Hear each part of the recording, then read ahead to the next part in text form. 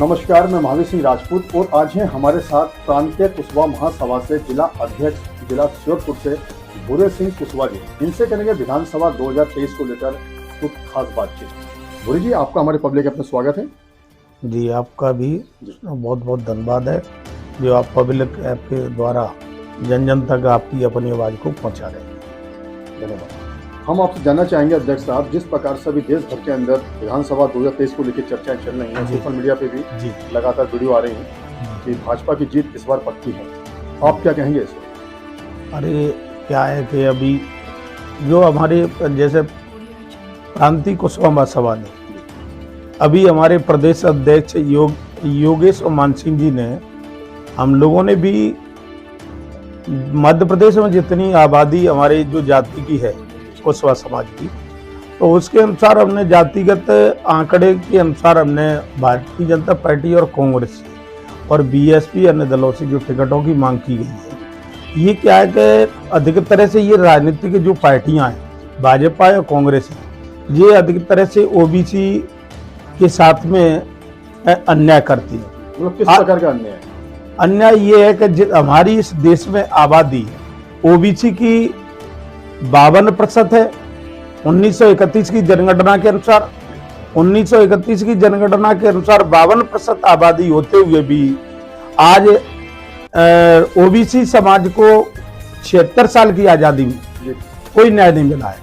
अगर न्याय मिलता तो भारतीय संविधान जब लागू हुआ था 1950 को, तो उस समय पे ही हमारा जो हक था ओबीसी का, जो आरक्षण था 52%, संविधान में उसी समय पर लागू कर देना था और 9वीं सूची में उसको डाल देना। लड़ाई जो है आरक्षण को लेकर है। जी जी, हाँ। तो आरक्षण आप क्यों चाहते हैं? मतलब आरक्षण इसलिए चाहते, आरक्षण एक हमारा मौलिक अधिकार है, जितनी जिसकी जनसंख्या भारी उतनी उसकी हिस्सेदारी। तो क्या आर्थिक आधार पर होनी चाहिए आरक्षण या फिर जाति के साथ होनी चाहिए?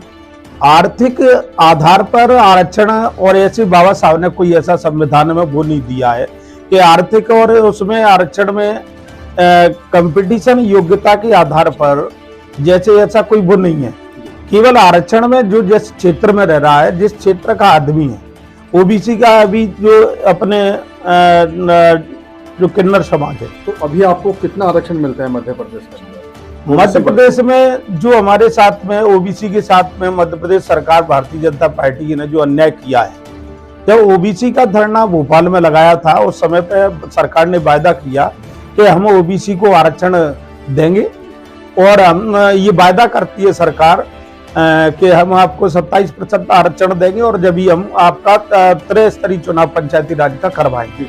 वो अभी तक भारतीय जनता पार्टी अगर चाहे तो पूरे देश में अभी भारतीय जनता पार्टी की सरकार है, और भारतीय जनता पार्टी सरकार प्रदेश से लेकर के और केंद्र तक सरकार है। मोदी जी ओबीसी के हैं, अपने प्रधानमंत्री। तो आपको लगता है कि भाजपा सरकार जो है ओबीसी वर्ग को न्याय देना नहीं चाहती? नहीं, बिल्कुल नहीं है। अगर न्याय की अगर ये बात करती है तो कथनी करनी में भारतीय जनता पार्टी की में नहीं होना चाहिए। आज ओबीसी के साथ में जितने अपराध अन्याय बढ़ा है, आरक्षण के साथ में कोठारा घाट कॉलेजियम सिस्टम के द्वारा इनके जो न्यायपालिका में हमारे साथ में अन्याय किया जा रहा है, वो न्याय नियत संगत नहीं है। ये ओबीसी के साथ में गलत हो रहा है। तो आप लगातार मांग करते रहेंगे क्या आरक्षण? हमारी जो ओबीसी महासभा संपूर्ण भारत देश में सभी स्टेटों में विधानसभा सदनों से लेकर के लोकसभा में भी आवाजें उठ रही हैं। ओबीसी के नेताओं को जो दबा रहे हैं, मगर वो आवाज सदनों में भी उठा रहे हैं। चाहे अखिलेश जी हो, तेजस्वी यादव हो, चाहे नीतीश कुमार जी हो। नीतीश कुमार जी ने तो बहुत अच्छा किया है, जो कि अपने स्टेट में जातिगत जनगणना कराने का काम किया है।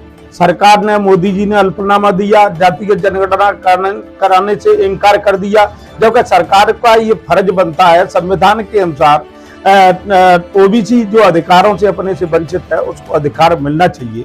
वो समय का अभाव है। आप हमारे पब्लिक ऐप के माध्यम से देशवासियों को, शहरवासियों को ओबीसी महासभा और अपने प्रांतीय कुशवाहा महासभा की ओर से विधानसभा 2023 को लेकर क्या संदेश देना चाहेंगे आप? इसलिए कांग्रेस की भी भावनाओं को देख रखा है देश की जनता ने, और भारतीय जनता पार्टी की वर्तमान भावनाओं को देखते हुए और तीसरे विकल्प के रूप में देश की जनता वोट करेगी।